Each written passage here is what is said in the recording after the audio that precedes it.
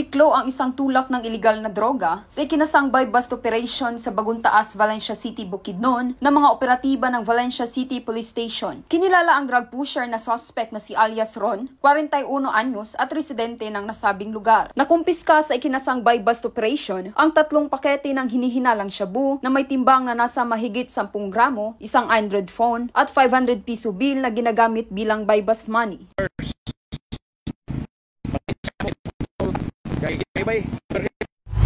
Ang Police Regional Office 10 ay naglalayong paigtingin pa ang kampanya laban kriminalidad, lalong-lalo na sa illegal na droga. Ito'y nagpapakita ng dedikasyon at kausayan ng inyong kapulisan sa paglaban sa illegal na droga.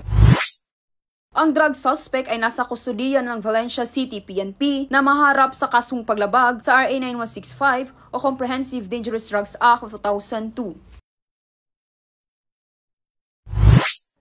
Mula dito sa Police Regional Office 10, ako ang inyong Police News Network Correspondent, Patrolwoman Remy Sanchez, alagad ng batas, taga-taguyod ng Balitang Pulis.